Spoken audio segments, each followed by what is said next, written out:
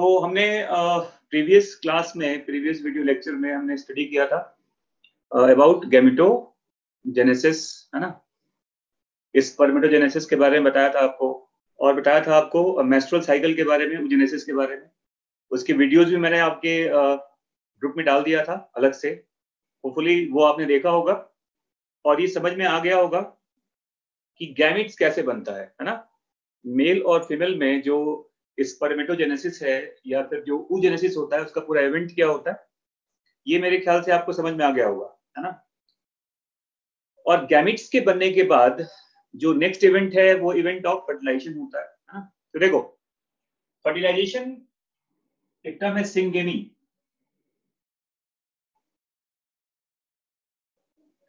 और एक टर्म है एम्फीमिक्सिस। एम्फीमिक्सिस कहता है। तो ये तीन टर्म्स है, देखिए, फर्टिलाइजेशन है, सिंगेमी है, और क्या होता है, एम्फीमिक्सिस होता है। अब ये तीनों टर्म्स कई बार यूज किए जाते हैं इस वाले पार्ट में, है ना। तो ये बता दूं मैं पहले कि इसमें डिफरेंस क्या होता है। Syngamy is simply called the fusion of gametes. Gametes के फ्यूजन को क्या बोलते हैं, सिंगेमी कहते हैं। और जिस प्रोसेस से ये होता है उसी पार्ट को फर्टिलाइजेशन कहा जाता है।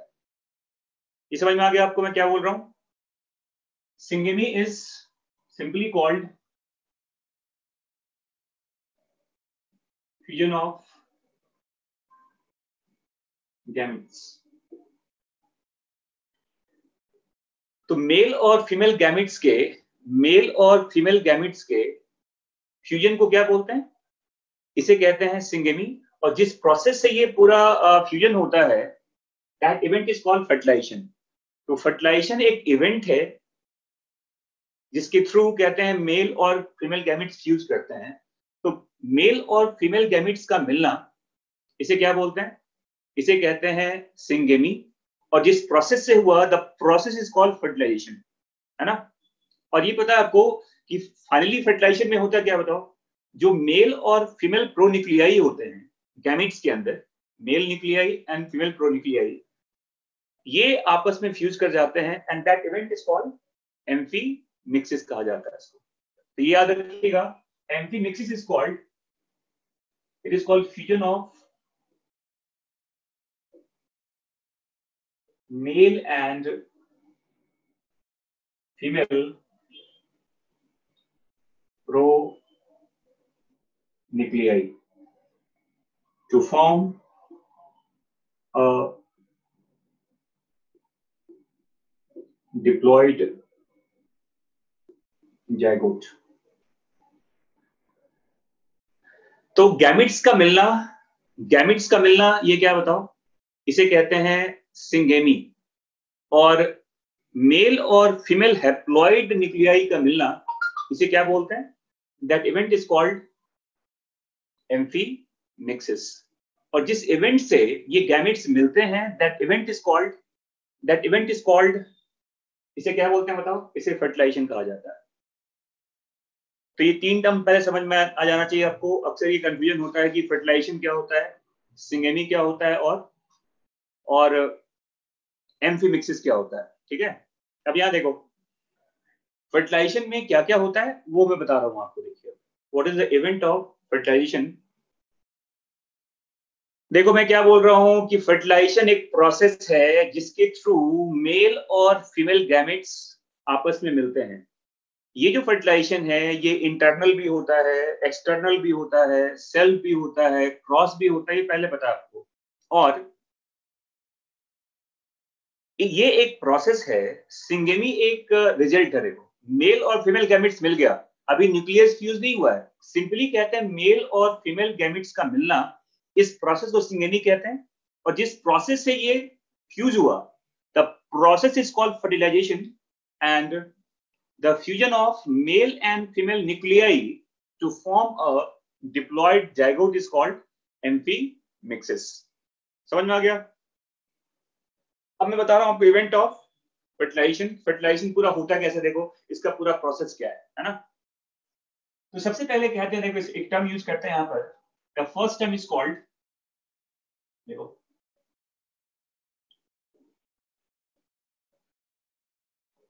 इंसेमिनेशन कहा जाता है। क्या बोलते हैं इसको? Insemination. And what is that? ये जानते हैं आप? It is the ejaculation of large number of spermatozoa along with the semen. semen का जो ट्रांसफर है फीमेल ट्रैक में, that event is called, क्या बोलते हैं इसको? इंसेमिनेशन कहा जाता है। तो पहला इवेंट क्या हुआ? फर्टिलाइजेशन का पहला इवेंट क्या है? स्पर्म का ट्रांसफर, हाँ, फीमेल जेनिटल ट्रैक में। तो insemination is the ejaculation of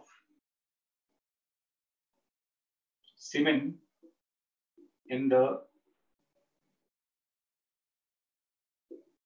vaginal tract.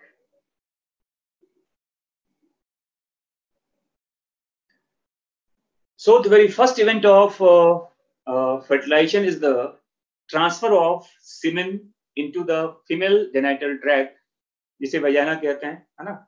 तो वेजाइना में क्या ट्रांसफर हुआ? सीमेन बल्क में होता है, ये पता है आपको? ये नंबर जो यहाँ पर होता है, इस सीमेन में लगभग 300 मिलियन क्या होता है बताओ? स्पर्मेटोजोआ होता है। और अगर मैं बताऊं आपको, सपोज करो ये मान लिया जाए, देखो ऐसा,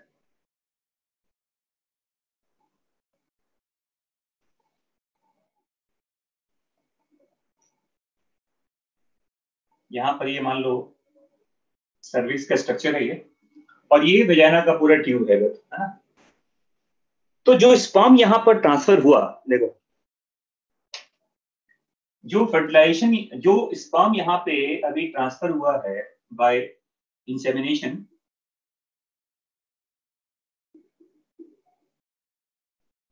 ये स्पर्म अभी बहुत ज्यादा कॉम्पिटेंट नहीं होता, बहुत ज्यादा ये एक्टिव स्पर्म नहीं है, क्योंकि ये स्पर्म अभी बहुत सारा इसको अपने आप को बायोकेमिकली कहते हैं या फिजिकली कहते हैं, फिजियोलॉजिकली बायोकेमिकली इसे रीऑर्गेनाइज करना होता है। याद रखें इसको कि जब ये क्या बताओ, इसे कहते हैं वेजाइनल ट्रैक, और देखो अभी ये क्या है बताओ? Ejaculated spermatozoa. लेकिन याद रखिएगा कि जो स्पर्म अब इस ट्रैक में पहुंचता है, देखो ऐसा, ये किसका ट्रैक है बताओ? ये मान लो ये सर्विक्स है ना? यूट्रस का पार्ट है ये। लेकिन जो स्पर्म यहां पर है और जो स्पर्म यहां पर है, दोनों में फर्क है। Now that sperm is called, इसे क्या बोलते हैं बताओ? इसे कहते हैं कैपेसिटेटेड स्पर्मेटोजोआ कहा जाता है। ऑल्दो सारे स्पर्म में कैपेसिटेशन भी नहीं होता, क्योंकि पता है कि 300 मिलियन स्पर्म तो अगर ये इजैकुलेट हुआ है तो केवल 100 से 200, याद रखिएगा इसको, केवल 100 से 200 स्पर्मेटोजोआ ही फैलोपियन ट्यूब तक पहुंच पाता है, सारे स्पर्म वहां नहीं पहुंच पाते।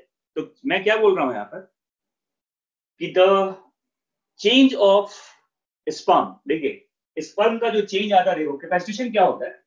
there is called a process called biochemical change, biochemical and physiological changes कहते हैं इन स्पर्मेटोजोआ। तो कोई क्वेश्चन पूछे आपसे कि कैपेसिटेशन क्या होता है, तो capacitation is called biochemical and physiological changes occurs in spermatozoa, जिसकी वजह से स्पर्म का मूवमेंट ज्यादा बढ़िया हो जाएगा, उसका फ्लेजर मूवमेंट ज्यादा फास्ट हो जाता है, उसके जो एक्रोजोम के पार्ट होते हैं वो ज्यादा एक्टिव हो जाता है। याद रखिएगा इसको, मैं क्या बोल रहा हूं? ये चेंज कहां पे होता है? वेजाइना में होता है। That change is called capacitation कहते हैं। क्या बोलते हैं इसको? चेंज को क्या बोलते हैं? कैपेसिटेशन कहते हैं। और ये कैपेसिटेशन क्या होता है बताओ?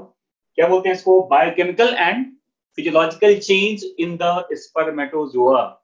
जैसे देखो, याद रखिएगा इसको कि ये जो स्पर्म है जब ये आगे की तरफ मूव करेगा तो इसके अंदर कुछ चेंज आया, वो चेंज क्या देखिए पहले। जैसे फर्स्ट कहते हैं, देखो क्या क्या चेंज हुआ। Change in the membrane protein, sperm के जो सरफेस के प्रोटीन्स होते हैं वो चेंज करते हैं। Change in the composition of lipid, क्योंकि तो जो स्पर्म का मेम्ब्रेन होगा उस मेम्ब्रेन में चेंज आ रहा है। देखो क्या हुआ, प्रोटीन का चेंज आया, लिपिड का चेंज आता है। और देखो नंबर 3 कहते हैं, देखो स्पर्म के अंदर इनफ्लक्स ऑफ कैल्शियम आयन होता है। फिर कहते हैं कि जो साइक्लिक एडेनोसिन मोनोफॉस्फेट होता है CMP, इसका लेवल भी इंक्रीज करता है। कहां बताओ, स्पर्म के अंदर, स्पर्मेटोजोआ के अंदर। तो मैं क्या बोल रहा हूं कि what are the changes that happens during capacitation. Capacitation में कौन कौन सा चेंज होता है, ये समझ में आ गया आपको मैं क्या बोल रहा हूं। चेंज इन द, जैसे मैंने कहा कि स्पर्म, मान लो ये स्ट्रक्चर है ऐसा। अब स्पर्म के सरफेस पे, स्पर्म के मेम्ब्रेन में जो प्रोटीन है, चेंज वहां भी आता है, चेंज उसके लिपिड के कंपोजिशन में भी आता है। और मैंने क्या कहा कि स्पर्म के अंदर कैल्शियम का क्या होता है, इन्फ्लक्स होता है। CAMP है, कैंप नहीं है, CAMP छोटा वाला C होता है, साइक्लिक एडिनोसिन मोनोफॉस्फेट कहते हैं। हाँ जी, ये सेकेंडरी मैसेंजर वाला काम होता है ये, है ना। तो इसका अमाउंट भी क्या होगा बताओ, इंक्रीज कर जाता है। कहां बताओ, स्पर्म के अंदर। तो ये सारा चेंज है, दैट चेंज इज कॉल्ड, क्या कहते हैं इसको, that change is called capacitation. मैंने क्या टर्म यूज किया बताओ, the term we used capacitation कहते हैं।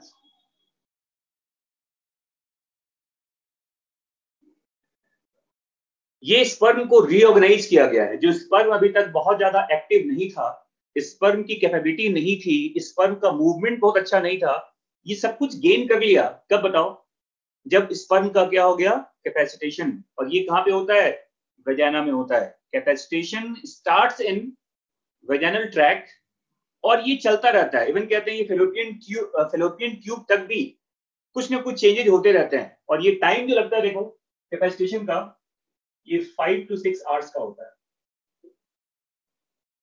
लगभग 5 से 6 घंटे तक ये चेंज होता है। समझ में आ रहा है।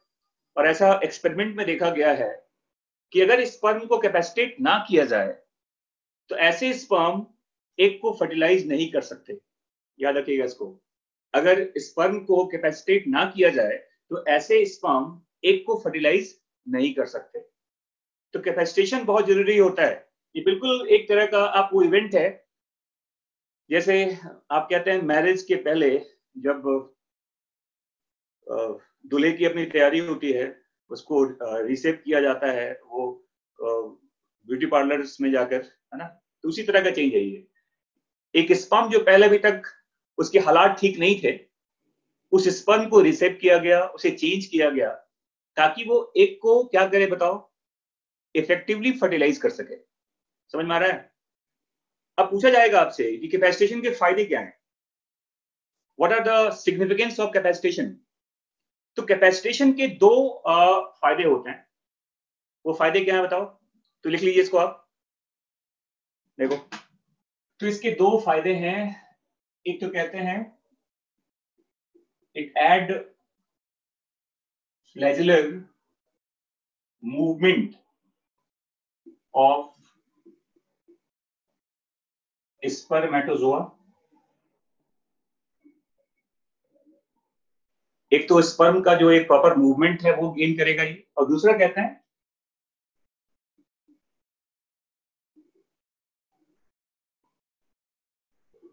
एक्रोसोमल एक्टिविटी कहा जाता है for the penetration of egg membrane.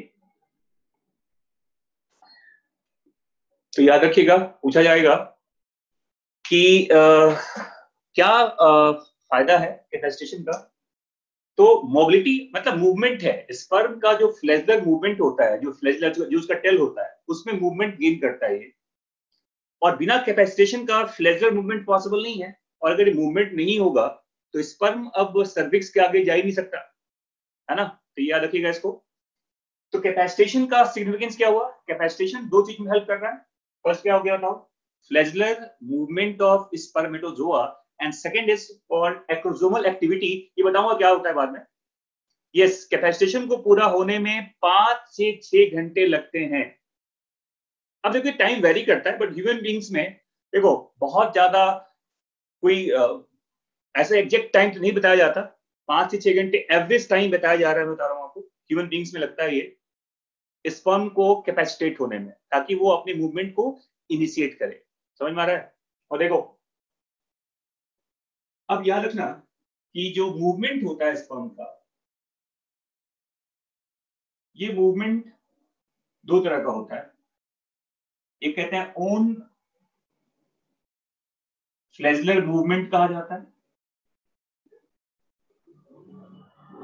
Sperm का अपना मूवमेंट है ये। और दूसरा देखो,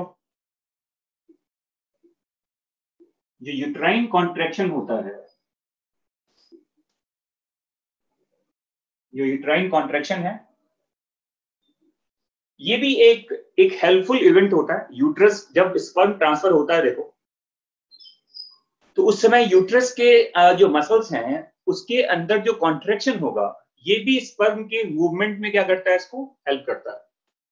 तो दो तरह का मूवमेंट है देखो, एक तो अपना फ्लैजलर मूवमेंट है, क्या लिखा हमने, one flagellar movement, and second is called uterine contraction. तो दो तरह का मूवमेंट आ गया ना, एक तो स्पर्म का अपना मूवमेंट है, और दूसरा क्या बताओ, यूट्रस के जो कॉन्ट्रैक्शंस होते हैं उसकी वजह से भी स्पर्म मूव करेगा। और मूवमेंट के बाद बताओ ये कहां जाएगा, ये वजाइना से होता हुआ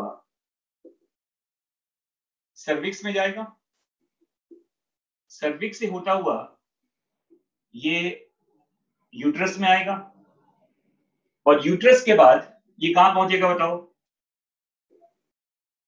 फेलोपियन ट्यूब में। और ये मैंने बता दिया आपको कि जो स्पर्म है, स्पर्म का नंबर यहां तक आते आते काफी कम हो जाता है। याद रखिएगा इसको। How capacitation occurs in vagina, capacitation vagina में होता है, चेंज कहते हैं। अब इसमें हाउ का मतलब क्या होता है, कैपेसिटेशन में क्या हुआ ये बता दिया गया, ठीक है ना। कैपेसिटेशन कहते हैं स्पर्म का चेंज है, वो एक बायोकेमिकल और फिजियोलॉजिकल चेंज आता है। और जब तक स्पर्म को कैपेसिटेट नहीं किया जाएगा, वही तो बताया मैंने आपको क्या क्या हो रहा है इसमें, कैल्शियम की एंट्री होती है, CAMP का लेवल इंक्रीज कर जाता है, स्पर्म के सरफेस पे प्रोटीन्स आ जाते हैं, लिपिड में चेंज आ जाता है ना। तो साइटोप्लाज्मिक चेंज आता है, और एक तरह का बायोकेमिकल चेंजेस कहते हैं इसको, biochemical and physiological change of spermatozoa. और देखो अब मैंने कहा, यहाँ देखो ऐसे सपोज करो ये एक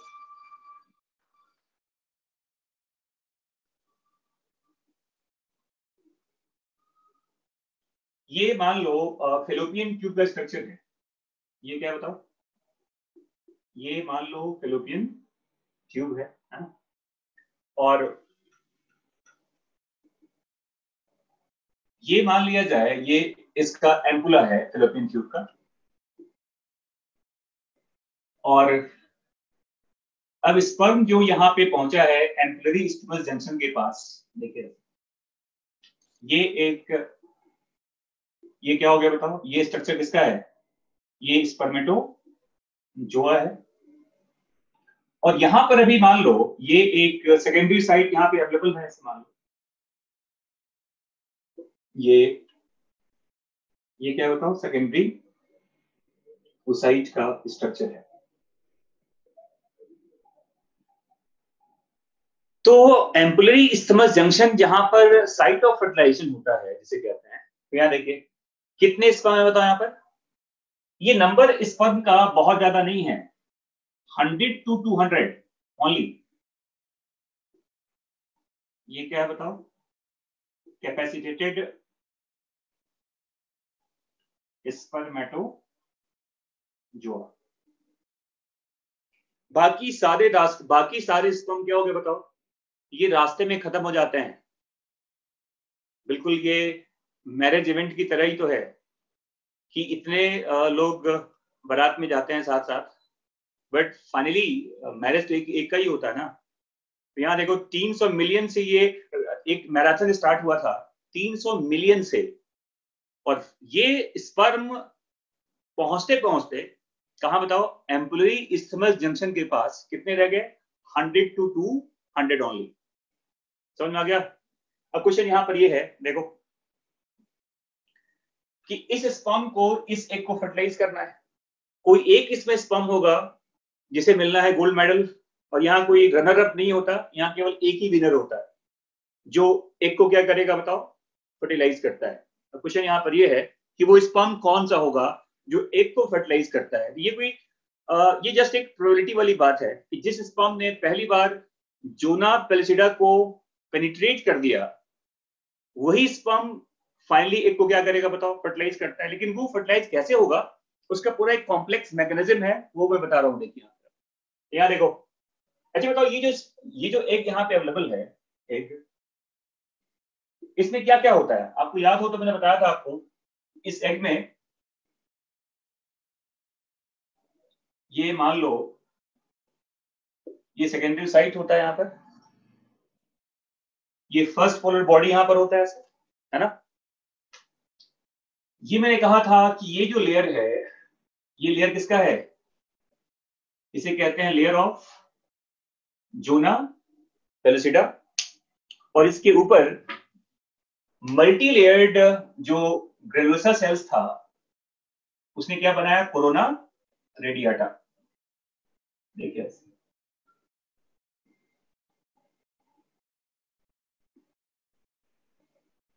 देखिए, तो ये एक यहाँ है, देखो ये वाला पूरा स्ट्रक्चर है इसका, ये क्या है बताओ, इसे कहते हैं कोरोना रेडियाटा, मल्टी लेयर्ड होते हैं ये। इसका नाम क्या बताओ, इसे कहते हैं जोना पेलिसिडा, काफी थिक लेयर होता है ये सेकेंडरी साइट है, और ये फर्स्ट पोलर बॉडी होता है। ये तो समझ में आ गया आपको। अब क्वेश्चन यहाँ पर ये है कि ये जो स्पर्म यहाँ पे इसके बाहर अवेलेबल होता है,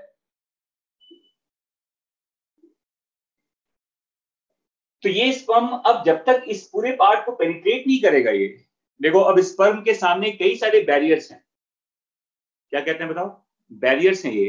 और ये बैरियर क्या क्या बताओ, ये बैरियर रेडियाटा भी होता है, जोना पेलिसिडा भी होता है, और फाइनली वो अपने न्यूक्लियस को कहां डालेगा, सेकेंडरी साइट के अंदर। और ये पता है आपको कि इस सेकेंडरी साइट में मियोसिस 2 अभी रुका हुआ है, कहां पर, मेटाफेज 2 में।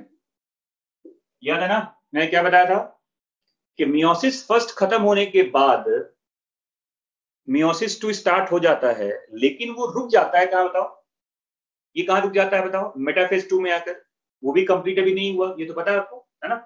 अब यहां देखिए, तो सबसे पहली बात ये कि इस स्पर्म को पहले इसके सरफेस पे आके चिपकना होगा, क्योंकि इसको पेनिट्रेट करना है अगर, तो पेनिट्रेशन तभी हो सकता है ना जब ये इसके सरफेस से बाइंड करे। तो देखो जब ये स्पर्म यहां पहुंच गया, तो यहां देखो एक इवेंट कहते हैं, a process called fertilizing anti fertilizin reaction कहा जाता है इसको केमिकल ए ग्लूटिनेशन रिएक्शन भी कहते हैं। देखिए ये एक प्रोसेस है जिस प्रोसेस से स्पर्म क्या होगा, एक से ज्यादा स्पर्म कहां से बाइंड करेगा बताओ, इस रेडिएटा के सरफेस पे। और ये जो अटैचमेंट है, ये जो बाइंडिंग है, ये एक केमिकल रिएक्शन है, देखो फर्टिलिजीन एंटी फर्टिलिजीन रिएक्शन कहते हैं। और ये काफी ज्यादा स्पेसिफिक भी होता है, दो अलग अलग स्पर्म के या दो अलग अलग स्पीसीज के स्पर्म और एग ये अटैच नहीं करेंगे, याद रखना।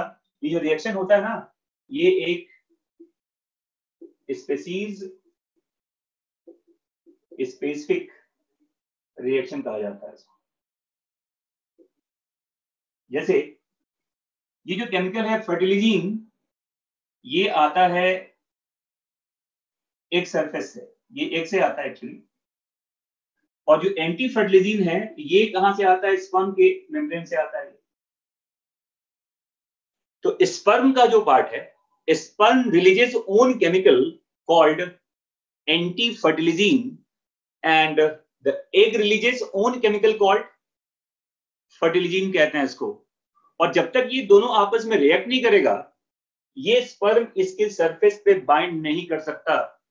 समझ में आ रहा मैं क्या बोल रहा हूं उसको? और किसी भी दो अलग अलग स्पीसीज का स्पर्म और एग आपस में फ्यूज नहीं करेगा, क्योंकि वो केमिकल मैच नहीं करते।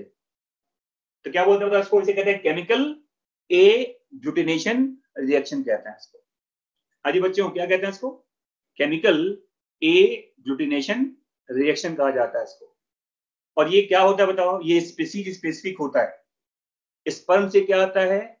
एंटी फर्टिलिजीन। और एग से क्या आता है बताओ? फर्टिलिजीन कहते हैं। It's a kind of chemical talk. ये केमिकल एक अट्रैक्शन है, और अट्रैक्शन के बाद अगर ये मैच कर गया, तो देखो कई सारे स्पर्म, जैसे ये पहला स्टेज था, देखो अब दूसरे स्टेज में क्या हुआ?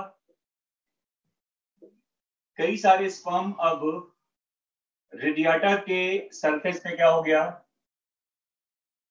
बाइंड कर गया। तो पहला था, देखो क्या था बताओ? फर्टिलिजीन एंटी फर्टिलिजीन रिएक्शन। और दूसरा इसका रिजल्ट क्या बताओ? रिजल्ट क्या हो गया? इसका बाइंडिंग हो गया। देखो ये इसके सरफेस पे आ गया। क्लियर? अब देखो यहां पर एक चीज, अब यहां देखो जो रेडिएटा के जो सेल्स होते हैं, देखिए ऐसे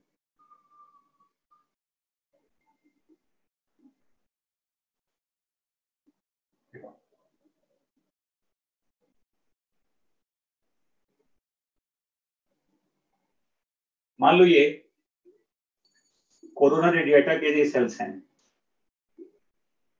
क्लियर? और इन सेल्स के बीच में एक सीमेंटिंग सब्सटेंस होता है, देखो जो दोनों को जोड़ता है। इस केमिकल को कहते हैं हाइलोनिक एसिड कहा जाता है।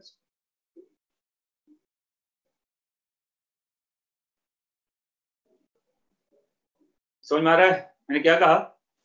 कि जो रेडिएटा के जो सेल्स होते हैं, देखो ये जो इसके सेल्स होते हैं, ये आपस में एक दूसरे से जुड़ा हुआ होता है। तो सेल्स के बीच का जो अटैचमेंट है, सेल्स के बीच का जो बाइंडिंग होता है, वो एक तरह का सीमेंटिंग सब्सटेंस है। And that substance is called, क्या बोलते हैं इसको? इसे कहते हैं हाइलोनिक एसिड। और अगर मान लो स्पर्म अब यहां से बाइंड कर जाए, या स्पर्म यहां से बाइंड कर जाए, दो पॉसिबिलिटी है। देखो स्पर्म का बाइंडिंग कहां हो सकता है? स्पर्म या तो यहां आ सकता है या तो यहां आ सकता है। और इसे पेनिट्रेट करने के लिए स्पर्म के पास अपने कुछ एंजाइम होते हैं। देखो जैसे जो स्पर्म का मेम्ब्रेन होता है, जैसे ये तो पता है एक्रोजोम यहां पर होता है, इसमें ये न्यूक्लियस है इसका। ये क्या होता है? इसका एक्रोजोम होता है। अभी एक्रोजोम का पार्ट बहुत ज्यादा एक्टिव नहीं है। स्पर्म के सरफेस पे देखिए यहां पर एक एंजाइम है, देखो यहां पर निडेज कहते हैं इसको, हाइड्रोनिडेज कहा जाता है इसको। और कुछ एक और नाम देखो, कोरोना पेनिट्रेटिंग एंजाइम। काफी सारे बुक में केवल ये वाला नाम लिखा जाता है, हाइड्रोनिडेज कहते हैं। देखो ये अभी एंजाइम के सरफेस पे अवेलेबल है। तो ये क्या होगा? देखो ये जो एंजाइम है, ये किसे डिसॉल्व करेगा? इस हाइलोनिक एसिड को। और ये जो कोरोना पेनिट्रेटिंग एंजाइम होता है, ये किसे डिसॉल्व करेगा बताओ? अगर ये इस पे आ गया तो, अगर वो कोरोना के सेल्स पे अटैच कर रहा है, तो उसे पेनिट्रेट करने के लिए वाला एंजाइम होता है। और अगर वो किससे बाइंड कर गया बताओ? हाइलोनिक एसिड से, तो उसे डिसॉल्व करने के लिए एंजाइम का नाम क्या बताओ? इसे कहते हैं हाइलोनिडेज कहा जाता है इसको।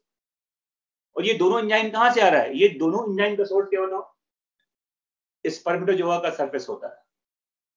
हाँ जी बच्चों, के लिए समझ में आ रहा है ये? तो अगर मान लो कि ऐसा होते होते अगर मान लिया जाए, अब देखिए यहां पर ऐसे, ये पहला स्टेप था, देखो ये दूसरा स्टेप हुआ, और अगर ये मान लो अब यहां पर इसने इसको पेनिट्रेट कर दिया किसी स्पर्म में बेसिकली, और ये पॉसिबल है कि अब यहां भी देखो एक से ज्यादा स्पर्म अब वापस किससे बाइंड कर रहा है बताओ? जोना पेल्चिडा के सरफेस पे इस रिएक्शन के बाद। तो सबसे पहला टास्क क्या था बताओ? कि पहले लेयर को ब्रेक कर दिया गया, पहला बैरियर खत्म हो गया। आपको पता है कि कोरोना रेडियाटा को सेकेंडरी एक मेम्ब्रेन कहते हैं, जिस मेम्ब्रेन को जिस जिस बाउंड्री को अभी तोड़ दिया गया है। स्पर्म का पहला वॉर कंप्लीट हुआ, स्पर्म का पहला वॉर कंप्लीट हुआ और उसने पहले बैरियर को गिरा दिया।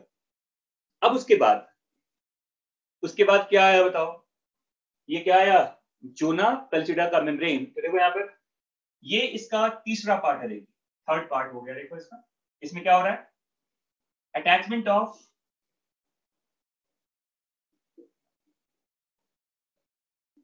more than one spermatozoa to the surface of Zona pellucida। और याद रखिएगा कि ये ऐसे याद रखिएगा कि जोना पेल्चिडा के सरफेस पे, देखो ये सरफेस है इसका, जोना पेल्चिडा का मेम्ब्रेन देखो यहाँ पर, इसके ऊपर एक तरह का रिसेप्टर है, देखो इसे कहते हैं ZP3 रिसेप्टर कहा जाता है। ये है जोना पेल्चिडा, ये रिसेप्टर का नाम है ZP3 कहते हैं, याद रखना क्या कहते हैं? ZP3, है ना। और इसी के सरफेस पे ये अटैचमेंट किसका हो बताओ? स्पर्म का। तो स्पर्म का जो अटैचमेंट होता है वो किसके साथ होता है बताओ? वो ZP3 के साथ होता है। और ZP3 किसका पार्ट है बताओ? रिसेप्टर है किसका? जोना पेल्चिडा का। तो मैं क्या बोल रहा हूं कि स्पर्म का अटैचमेंट हो गया, देखो ये अटैचमेंट हो गया, देखिए यहाँ पे attachment of more than one spermatozoa to the surface of zona pellucida. किसके साथ? ZP3 receptor. ये किस पे होता है? ये जोना पेल्चिडा के सरफेस पे होता है। और मैंने कहा था कि जोना पेल्चिडा एक थिक लेयर है मेड अप ऑफ ग्लाइकोप्रोटीन्स। ये कोई सेलुलर लेयर नहीं होता, इसे प्राइमरी एग मेम्ब्रेन कहते हैं। ये पता है आपको ना? इसे क्या बोलते हैं बताओ? जोना पेल्चिडा को क्या बोलते हैं? इसे कहते हैं primary egg membrane made up of glycoproteins.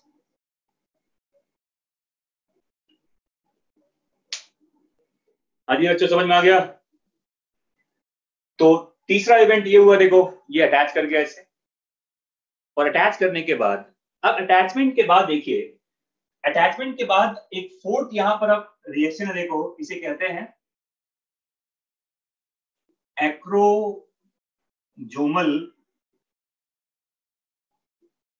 Reaction कहा जाता है इसको।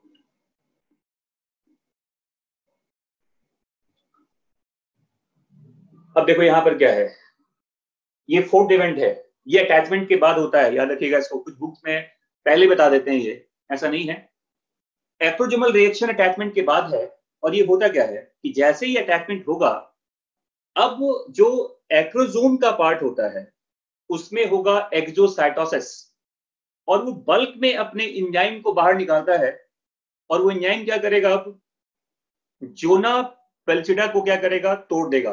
और आपको पता है कि सबसे ज्यादा मजबूत एक वॉल है ना, दीवार है ना बच्चों, याद है ना? दीवार, ये मजबूत एक वॉल होता है जिसको गिराना बहुत जरूरी है, और इसे गिराने के लिए बहुत ज्यादा पावरफुल वेपन की जरूरत है, उसे इंजाइम की जरूरत होती है बहुत ज्यादा। और वो इंजाइम कहां से निकलेगा?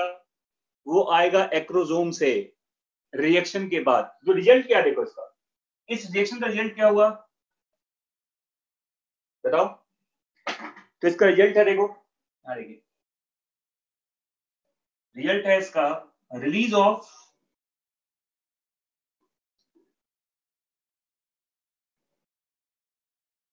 bulk of enzyme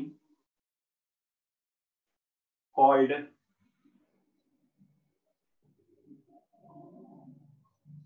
एक्रोसीन कहते हैं। क्या कहते हैं? एक्रोसीन। और इसी को कहते हैं, देखो इसे कहा जाता है zona pellucida penetrating enzyme from the acrosome by exocytosis।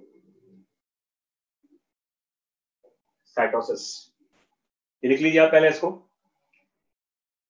कि अटैचमेंट इनिशिएट एक्रोसोमल रिएक्शन। याद रखना इसको मैं क्या बोल रहा हूं, attachment initiate acrosomal reaction. Result of acrosomal reaction is the release of bulk of enzyme called acrosine। क्या बोलते हैं बताओ? एक्रोसीन कहते हैं। And what is acrosine?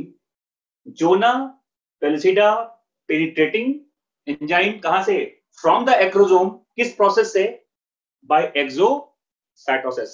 और यहां देखिए, अब यार समझ में आ गया आपको? मैं डायग्राम मिटाऊंगा इसको, मैं फिर से एक नया डायग्राम बनाऊंगा। ये समझ में आ गया?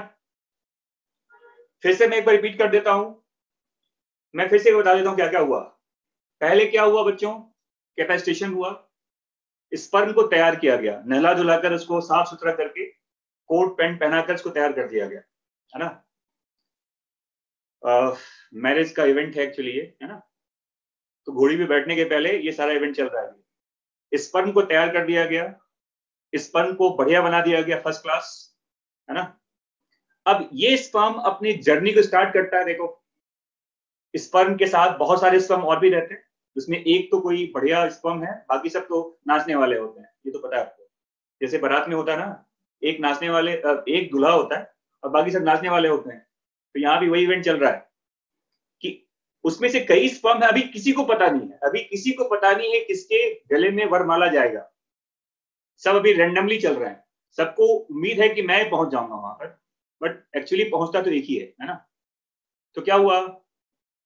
कैपेसिटेशन हुआ, और कैपेसिटेशन के बाद केवल, मैंने क्या कहा कि 100 से 200 स्पर्म ही जो होते हैं वो कहां पहुंचता है? फेलोपियन ट्यूब के पास। कितना है? 100 से 200 ओनली। बाकी सब रास्ते में क्या हो गए? सबके सब शहीद हो गए, सब चले गए, है ना। अब आपको पता है कि वहां पे आने के बाद एक केमिकल टॉक है, एक आपस में बातचीत होती है कि तुम कहां से आ रहे हो, तुम कहां से आ रहे हो। किसी अगर दूसरे स्पीसीज का गैमेट्स अगर पास पास आ गया तो फ्यूज नहीं करेगा, याद रखिएगा इसको। तो मैंने क्या कहा कि there is a reaction called chemical agglutination reaction कहते हैं इसको। स्पर्म से क्या निकला? एंटी फर्टिलिजीन, और एक से क्या निकला? फर्टिलिजीन। ये आपस में अटैच कर जाता है, तो ये स्टिक कर गया। कई सारे स्पर्म कहां से बाइंड कर गए बताओ? रेडिएटा के सरफेस पे। क्लियर? और बाइंड करने के बाद क्वेश्चन यहां पर ये है, देखो दो चीज याद रखना है इसको। पहला जो पेनिट्रेशन होता है, इसे पेनिट्रेट करना, देखो इसे पेनिट्रेट करना होता है। तो पेनिट्रेट करने के लिए दो पॉइंट है, मैंने एक बता दिया था आपको कि एंजाइम की जरूरत होती है, और दूसरा जो अपना फ्लैजलर मूवमेंट है वो एक तरह का मैकेनिकल पेनिट्रेशन होता है। जैसे दीवार में ड्रिल करते हैं ना, तो ड्रिल करते वक्त क्या होता है, आप प्रेस करते हो उसको, मशीन को, तो फ्लैजला ऐसे मूव कर रहा है, वो भी क्या लगाएगा बताओ? एक फोर्स जनरेट करता है। तो मैकेनिकल फोर्स भी होता है और केमिकल फोर्स भी है, केमिकल जो एंजाइम के थ्रू आता है। तो फ्लैजला का मूवमेंट भी हेल्प करता है उस रेडिएटा के मेम्ब्रेन को पेनिट्रेट करने के लिए। समझ में आ गया? एक तो एंजाइमेटिक पेनिट्रेशन होता है, और दूसरा ओन मूवमेंट जो होता है, फ्लैजला भी क्या करेगा? उसको पेनिट्रेट करने में हेल्प करता है। पेनिट्रेट करने के बाद फाइनली क्या हुआ? देखो यहाँ पर जब ये पेनिट्रेट हो जाएगा तो एक से ज्यादा स्पर्म, अब सबसे मजबूत जो एक बैरियर है कौन सा, जोना पेलिसिडा का, उसको तोड़ना है। और उसको तोड़ने के लिए बहुत बल्क में एंजाइम की जरूरत होती है। तो ये भी याद रखिएगा कि अटैचमेंट कहां पे होता है बताओ। जोना पेलिसिडा के सरफेस पे क्या होता है, क्या बताया था मैंने आपको, रिसेप्टर होता है। क्या कहते हैं इसको, इसे कहते हैं ZP3 रिसेप्टर। क्या बोलते हैं इसको, ZP3 रिसेप्टर कहते हैं। वहीं से स्पर्म क्या करेगा बताओ, बाइंड करता है। और बाइंड करने के बाद अब क्या स्टार्ट हुआ, a process called acrosomal reaction. Result क्या है इसका, release of bulk of enzyme called zona pellucida penetrating enzyme. उसी को क्या बोलते हैं बताओ, उसी को एक्रोसिन कहा जाता है। क्लियर। अब देखो यहां पर मान लो ऐसे देखिए, ये है सेकेंडरी साइट, ये है फर्स्ट पोलर बॉडी, और इसके ऊपर ये क्या था, लेयर ऑफ जोना पेलिसिडा। ये काफी थिक लेयर होता है। अब इसे पेनिट्रेट करने के बाद देखो, इसे पेनिट्रेट करने के बाद अभी एक आध स्पर्म अभी कोशिश कर रहा है पेनिट्रेट करने का, और एक ने पेनिट्रेट कर भी लिया। देखिए यहां पर बिल्कुल अभी वेट एंड वॉच कंडीशन चल रहा है। यस, ZP3 भी एक तरह का ग्लाइकोप्रोटीन ही होता है। अरे ये पूरा का पूरा प्रोटीन ही है, वो ये भी ग्लाइकोप्रोटीन ही होगा, ठीक है ना। अब यहां देखिए ये क्या बताओ, इसे कहते हैं egg membrane, egg plasma membrane कहा जाता है इसको। ये मैंने कहा था ये स्पेस होता है, इस स्पेस को क्या बोलते था, इसे कहते हैं पेरी वाइटलाइन स्पेस कहते हैं, देखो इसको, ठीक है ना। और ये पता है ये सेकेंडरी वो साइट है, और ये क्या होता है, फर्स्ट पोलर बॉडी होता है। अभी देखिए जिस स्पर्म ने फाइनली, देखिए देखो ये अब ये है विनर, ये था सिल्वर मेडल, और देखो ये भी ब्रॉन्ज मेडल वाला है जो अभी कोशिश ही कर रहा है। एक स्पर्म ने बाजी मार ली फाइनली, और जिस स्पर्म ने पहली बार किसे टच कर लिया, सेकेंडरी उस साइट के मेम्ब्रेन को, उसके बाद दूसरे स्पर्म को कोई चांस नहीं मिलता। तो याद रखिए इसको कि ये देखो यहां पर याद रखना इसको, only one sperm spermatozoa is able to bind with the egg plasma membrane.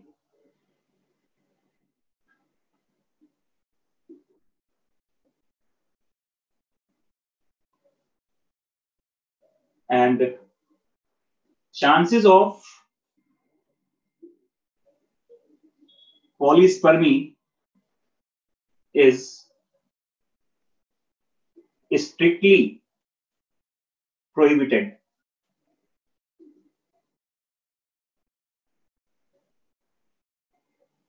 हाँ जी बच्चों समझ में आ गया मैं क्या बोल रहा हूं। देखो एक स्पर्म था जिसने इसको टच किया, ठीक है, एक स्पर्म अभी इसको पेनिट्रेट कर चुका है और एक अभी पेनिट्रेट कर भी नहीं पाया।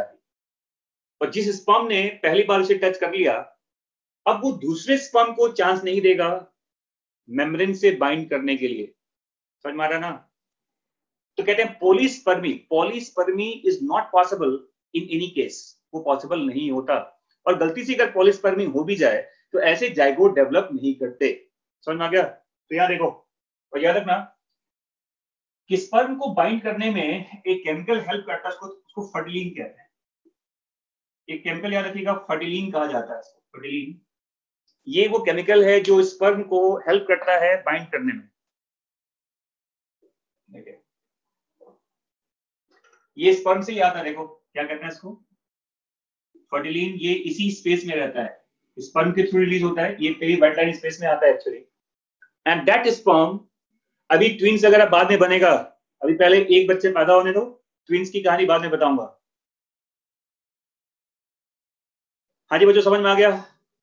तो फर्टिलिन यहां पे रिलीज होगा, और ये फर्टिलिन हेल्प करता है स्पर्म को इस एग के सरफेस पे बाइंड करने के लिए, और जैसे बाइंड करेगा क्या होगा, पॉलीस्पर्मी के चांसेस को प्रिवेंट किया जाता है। और ये कैसे होता है, तो देखिए यहां पर देखो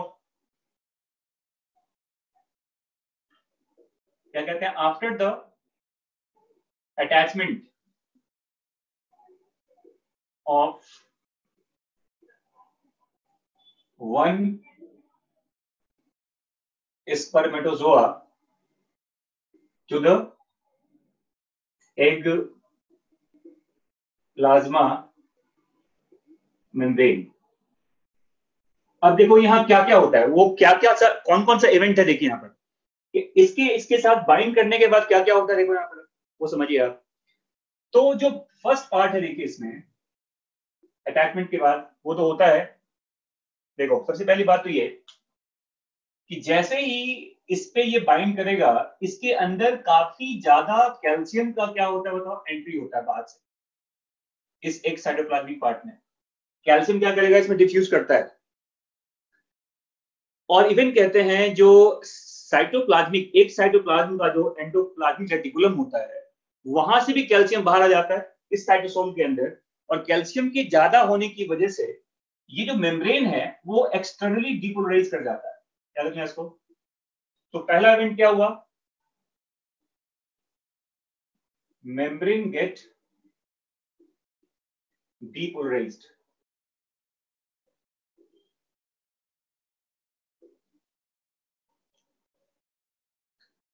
क्या हुआ बताओ, मेम्ब्रेन क्या हो गया, डीपोलराइज कर गया। वो डीपोलराइज करने के बाद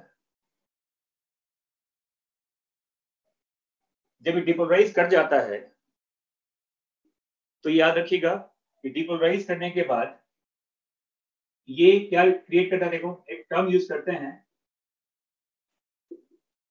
इलेक्ट्रिकल रिपल्सन कहता है।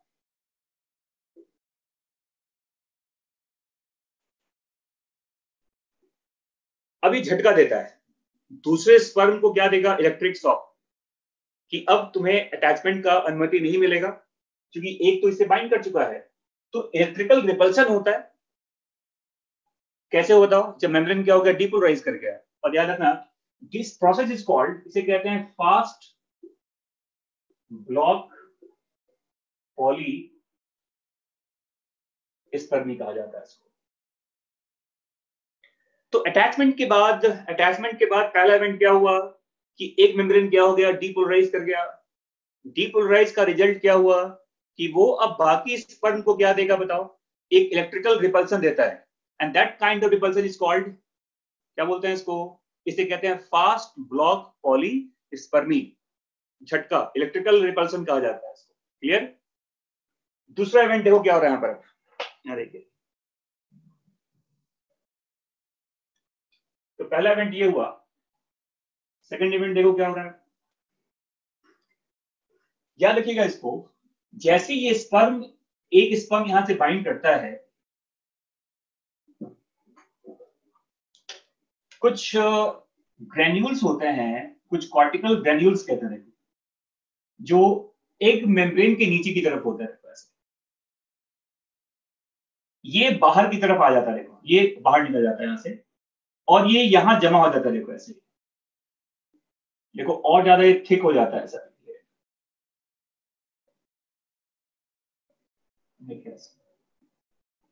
मैं क्या बोल रहा हूं कि एक मेम्ब्रेन के नीचे क्या था बताओ, इसे कहते हैं कॉर्टिकल ग्रेन्यूल्स, और ये ग्रेन्यूल अब बाहर डिफ्यूज कर गया, देखिए ये बाहर आ गया, देखो यहां पर ऐसे। तो ये यहां क्या लिखते हैं बताओ, देखो डिपोजिशन कहा जाता है इसको, deposition of cortical granules below the layer of zona pellucida, और इसकी वजह से क्या होगा बताओ, जोना पेल्सिडा का लेयर और ज्यादा थिक हो जाता है, याद रखिएगा इसको, that results in thickening of zona pellucida. और याद रखना इस पूरे प्रोसेस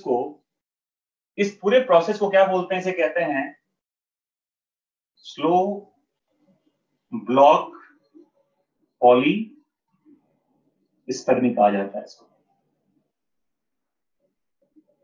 हाँ जी बच्चों, समझ में आ गया। एक था फास्ट ब्लॉक पॉलीस्पर्मी जो इलेक्ट्रिकल रिपल्सन होता है, दूसरा क्या हुआ बताओ, स्लो ब्लॉक पॉलीस्पर्मी, ये क्या बताओ, जो कॉर्टिकल ग्रैन्यूल्स होता है, ये कुछ पर्टिकुलर तरह के साइटोप्लाज्मिक पार्ट्स है, देखो, जो इनिशियली कहां था बताओ, ये प्रेजेंट था उलिमा के नीचे, अब वो बाहर निकल के कहां पहुंच गया बताओ, बिलो द लेयर जो ना पेल्सिडा, और ज्यादा थिक हो जाता है, और ज्यादा था।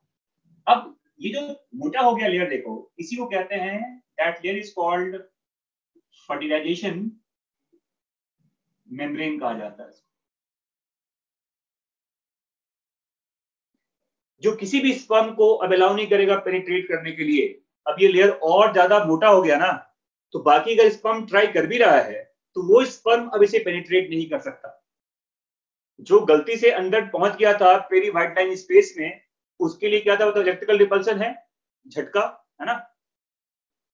देखो मैंने क्या बताया कि जो स्पर्म यहां से बाइंड कर गया, उसके बाद पहला इवेंट क्या था बताओ, इलेक्ट्रिकल रिपल्सन का होना, क्लियर।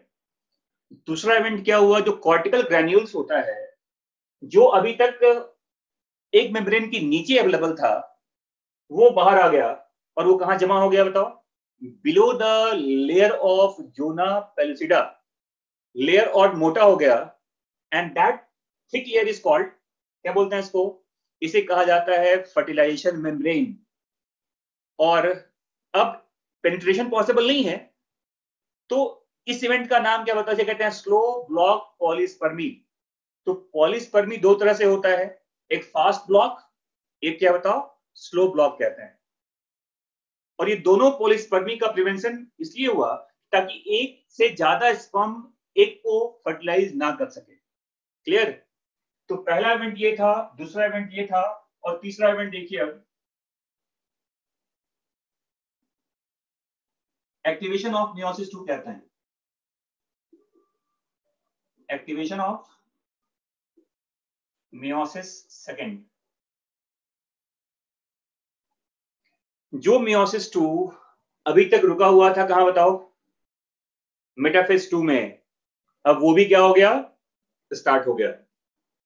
तो तीन चीजें हो गई ना, क्या क्या बताओ, फास्ट ब्लॉक पॉलीस्पर्मी, दूसरा क्या हुआ, स्लो ब्लॉक पॉलीस्पर्मी, और तीसरा क्या हुआ बताओ, एक्टिवेशन ऑफ मियोसिस 2, जो कहां रुका हुआ था बताओ, मेटाफेज 2 में। समझ में आ गया। और ये सब कब होता है बताओ, after the attachment of one spermatozoa to the egg plasma membrane. And remember, इसी को कहते हैं, इसी को कहते हैं एग एक्टिवेशन भी कहा जाता है।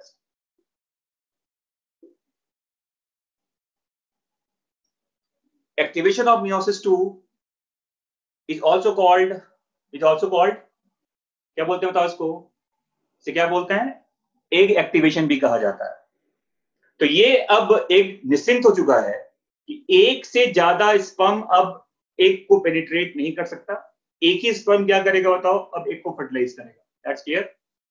तो यहां देखिए अब, तो यहां देखो, तो मैं बता रहा हूं कि अब इसके आगे का स्टेज क्या होता है, यहां देखिए।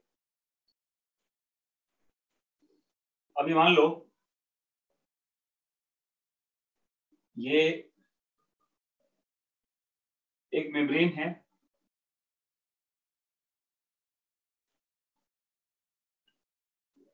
और इस एक मेम्ब्रेन को पेनिट्रेट करता हुआ जो पूरा का पूरा जो स्पर्म का पार्ट होता है देखो ऐसे। अब यहाँ भी कई बुक्स में लिखते हैं कि क्या एंटर करता है क्या एंटर नहीं करता, तो इसमें भी बहुत ज्यादा कंट्रोवर्शियल पार्ट है, बट मैक्सिमम बुक्स में कि पूरा का पूरा स्पर्म एंटर कर जाता है इसमें। और आपको पता है कि इसमें ये यहाँ क्या होता है, ये इसको मेल प्रो न्यूक्लियाई कहते हैं। और आपको पता है कि जब यहां पर ये पहुंच गया तो सपोज करो ये अब ये क्या बताओ, फीमेल प्रो न्यूक्लियाई होता है ना। और आप जानते हैं कि अब चूंकि ये एक्चुअली ये ओटिड है ना, ये क्या बन गया बताओ, मियोसिस टू कंप्लीट होगा तो क्या बनेगा, ये ओटिड बन जाएगा ये। और ये क्या बनेगा बताओ, इसे बोलेंगे सेकेंडरी पोलर बॉडी, क्योंकि मियोसिस टू तो कंप्लीट हो चुका है ना। अब क्या है कि ये जो फीमेल प्रोन्यूक्लियाई है और ये जो इसका मेल का पूरा ये जो स्पर्म का पार्ट है, अब देखो इसमें क्या क्या लिखा जाता है कि इसका जो अब ये मेल प्रोन्यूक्लियाई होता है, और ऐसा लिखा जाएगा देखो कि इसका जो प्रोक्सिमल सेंट्रियोल होता है, इसकी एंट्री यहां पर है, बाकी चीजें डिग्रेड कर जाती हैं, माइटोकॉन्ड्रिया का कोई मतलब नहीं होता। तो देखो यहां पर क्या क्या आया बताओ, ये है स्पर्म का क्या बताओ, प्रोक्सिमल सेंट्रियोल, एग का जो मेम्ब्रेन का जो पार्ट था ऊपर का पार्ट ये ब्रेक हुआ, और ये बाहर क्या निकला बताओ, ये निकल गया इसका मेल प्रो न्यूक्लियाई, और ये क्या बताओ फीमेल प्रो न्यूक्लियाई होता है ना। और उसके बाद फाइनली क्या हुआ देखिए,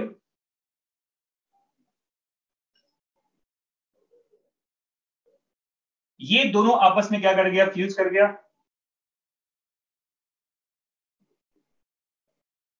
और ये भी याद रखिएगा इसको, इसके बाहर अभी भी जो ये जोना का लेयर होता है वो अभी भी मजबूती से देखो इसके बाहर प्रेजेंट है, ठीक है। स्टिल ये जोना पेल्सिडा अभी भी प्रेजेंट है, देखो इसके बाहर अभी भी।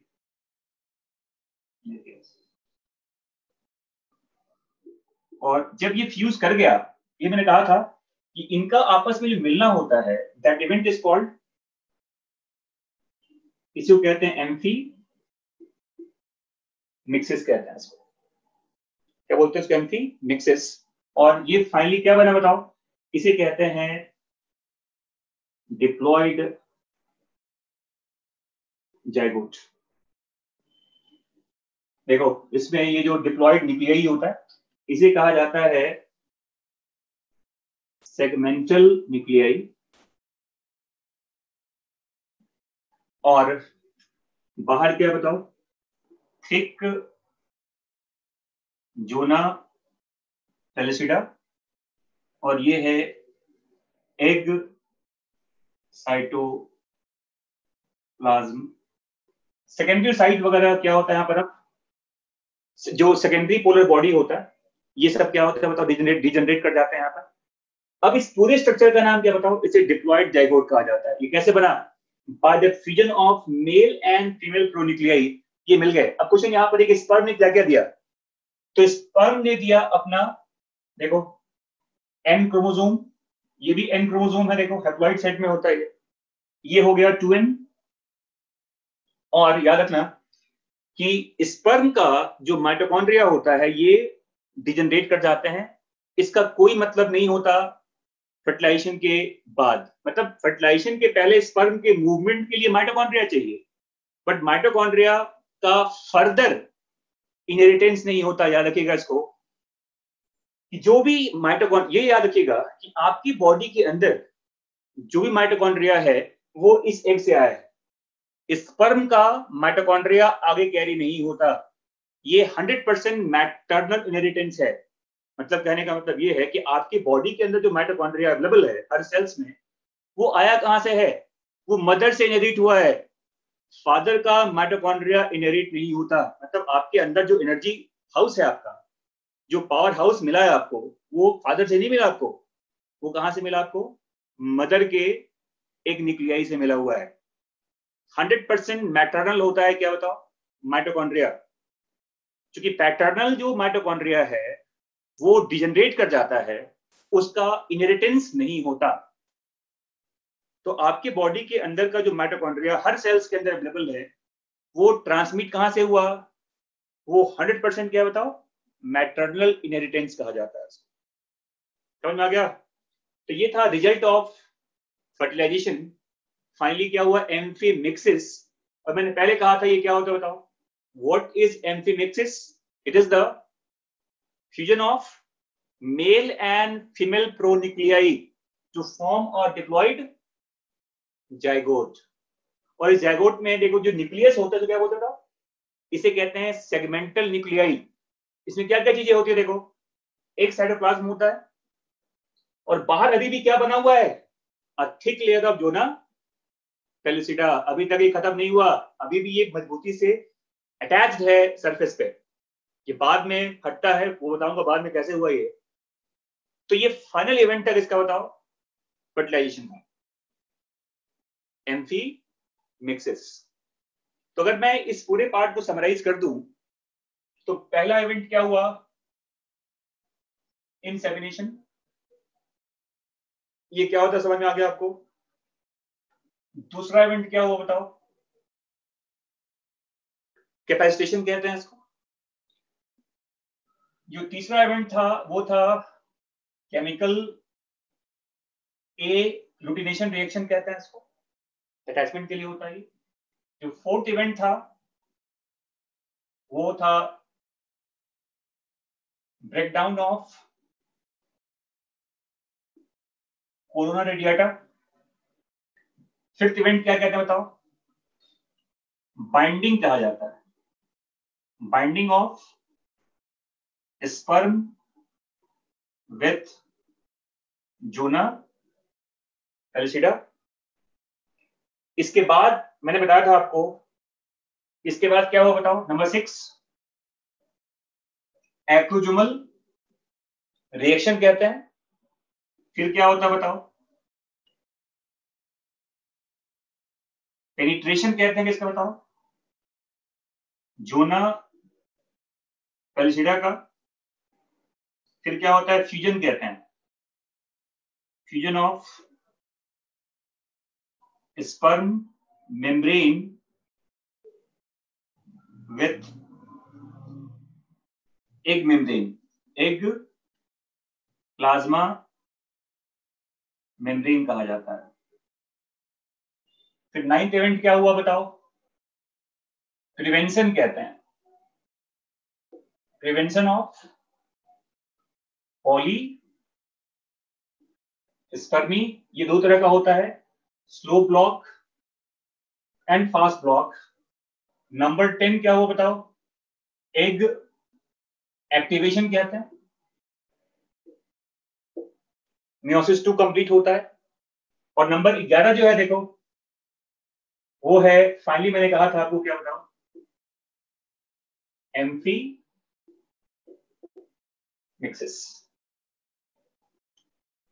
हाँ जी बच्चों, फिर से रिपीट करूं? आप बताइए पहला इवेंट क्या हुआ? इंसेमिनेशन, समझ में आ गया? सेकंड इवेंट का नाम बताओ, क्या हुआ? कैपेसिटेशन, सही है। तीसरा इवेंट क्या हुआ? केमिकल ए ग्लूटिनेशन रिएक्शन, फर्टिलिजीन एंटी फर्टिलिजीन रिएक्शन। कौन कहां से आता है आपको पता ही। फोर्थ इवेंट क्या हुआ? ब्रेकडाउन ऑफ कोरोना रेडिएटा, सही है। फिफ्थ इवेंट क्या बताओ? Binding of sperm with zona pellucida. और बाइंडिंग के बाद क्या हुआ? Acrosomal reaction. उसके बाद क्या हुआ बताओ? Penetration of zona pellucida. उसके बाद क्या हुआ बताओ? Fusion of sperm membrane with the egg plasma membrane. Clear? फिर क्या हुआ 9th में? क्या हुआ बताओ? प्रिवेंशन ऑफ पॉलीस्पर्मी 2 तरीके से होता है, fast block and slow block कहते हैं। पहले क्या होता है, पहले फास्ट ब्लॉक लिखते हैं, फिर स्लो ब्लॉक होता है, ठीक है ना। और उसके बाद लास्ट रिएक्शन क्या था बताओ, लास्ट में रिएक्शन क्या था, दोनों के प्रोन्यूक्लियाई फ्यूज कर जाते हैं एंड, और देखो 10 तो ये भी हुआ था ना, ए एक्टिवेशन कहते हैं, that was you know completion of meiosis 2, जो पहले कहां रुका हुआ था, मेटाफेज 2 में जाकर। एक चीज बता दूं मैं आपको, आप पढ़ेंगे ऐसे बुक्स में, ये मैंने बताया था आपको वीडियो में भी, there is term called MPF and APC. ये क्या बताओ, breakdown of metaphase promoting factor MPF and turn on of anaphase promoting complex. ये लिखा ना, ए एक्टिवेशन में क्या क्या होता है बताओ, ए एक्टिवेशन में क्या होता है बताओ, क्या होता है, एमपीएफ एंड एपीसी। ये मैंने बताया था आपको वीडियोस में, क्या लिखते हैं बताओ, breakdown of metaphase promoting factor and turn on कहा जाता है, टर्न ऑन ऑफ इसका एनाफेज प्रमोटिंग कॉम्प्लेक्स, एनाफेज को आगे कैरी करेगा वो।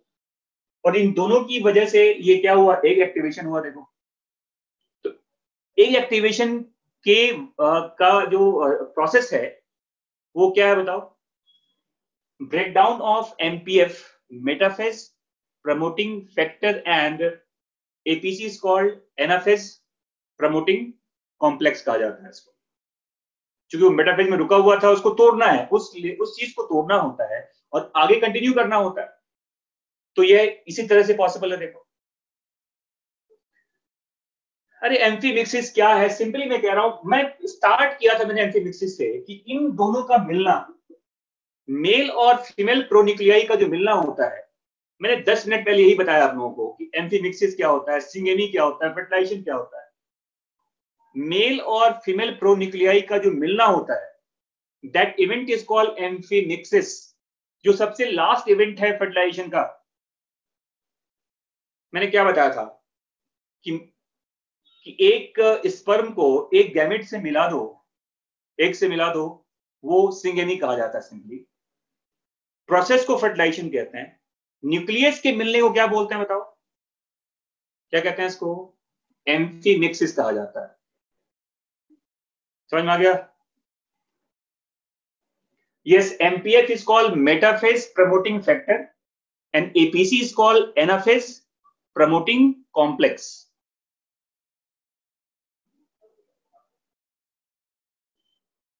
हाँ जी बच्चों, समझ में आ गया?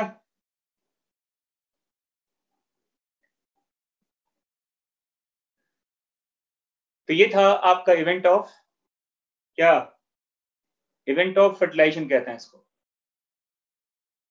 तो 1 से लेके 11 तक कोई दिक्कत? चलिए सब क्लियर हो गया। तो नेक्स्ट क्लास में मैं आपको बताऊंगा कि अब जब जाइगोट बन गया तो जाइगोट के आगे अब क्या होना है, इंसेमिनेशन पार्ट ऑफ फर्टिलाइजेशन और गैमेट ट्रांसफर। अच्छी बताओ, फर्टिलाइजेशन के लिए देखो, फर्टिलाइजेशन, हर फर्टिलाइजेशन में इंसेमिनेशन नहीं होता ना। जहां पर एक्सटर्नल फर्टिलाइजेशन है वहां तो इंसेमिनेशन की बात नहीं करते। जहां पर इंटरनल फर्टिलाइजेशन होता है वहां पर बिना इंसेमिनेशन का तो फर्टिलाइजेशन नहीं होगा ना। तो जिस एनिमल में भी क्या होगा बताओ, इंटरनल फर्टिलाइजेशन है, उस एनिमल का पहला इवेंट क्या है, उस एनिमल में पहला इवेंट क्या हुआ, स्पर्म ट्रांसफर किया जाएगा। ये स्पर्म का ट्रांसफर या तो आर्टिफिशियल मेथड से भी होता है, जिसको आर्टिफिशियल इंसेमिनेशन कहा जाता है, ये बाद में पढ़ेंगे इसको, या नेचुरली भी होता है, मोस्टली नेचुरली होता है, बट एनिमल्स वगैरह के केस में कई बार आर्टिफिशियल इंसेमिनेशन भी किया जाता है। हाँ जी बच्चों, समझ में आ गया? देखो मैंने क्या बताया था कि सेंट्रियोल्स जो होते हैं, प्रोक्सिमल सेंट्रियोल, ये याद रखिएगा, एग के अंदर सेंट्रियोल नहीं होता। तो स्पर्म का जो प्रोक्सिमल सेंट्रियोल है, इसी की वजह से जायगोट के अंदर क्लीवेज स्टार्ट होगा। स्पिंडल फाइबर के फॉर्मेशन में हमें क्या चाहिए?